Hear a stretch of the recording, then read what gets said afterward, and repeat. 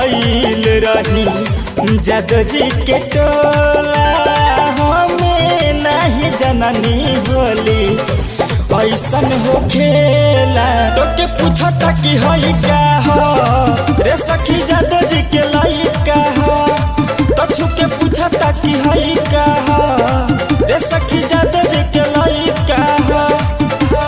होली खेल गईल रही जादो जी के टोला, हमें नहीं जननी होली ऐसन हो खेला।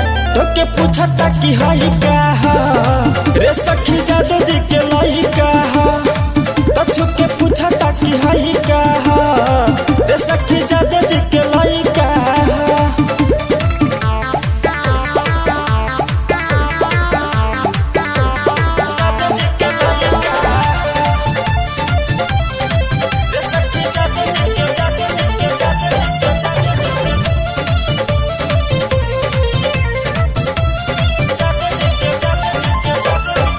मनल बतिया ले लसी जतिया देहनियों के सामने झाई रे, कैले बा धोखा पाके उ मौका पूरा से बतिया बताई रे, पूरा से बतिया बताई रे। मनल बतिया ले लसी जतिया देहनियों के सामने झाई रे, कैले बा धोखा पाके उ मौका पूरा से बतिया बताई रे।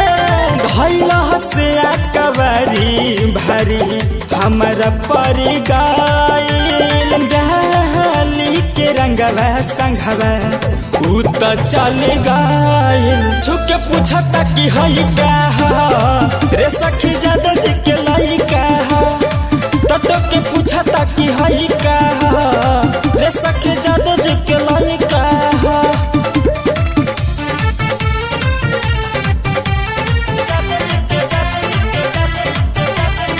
खेलल होली अहिर टोली हमर निकली हनु गईल हो, जवन सोचनी उहे हमारा संग सखीर भइल हो, संग सखीर भइल हो।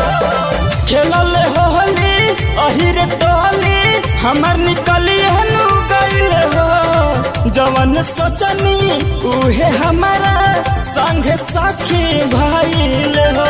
धइल लस हाथे हमर काट लेलस गलिया, कहलस के तू ही हो जादो जी के मालिया। छुके पूछता कि हई का हो रे सखी जादो जी के लइका हो, तो के पूछता कि हई का हो रे सखी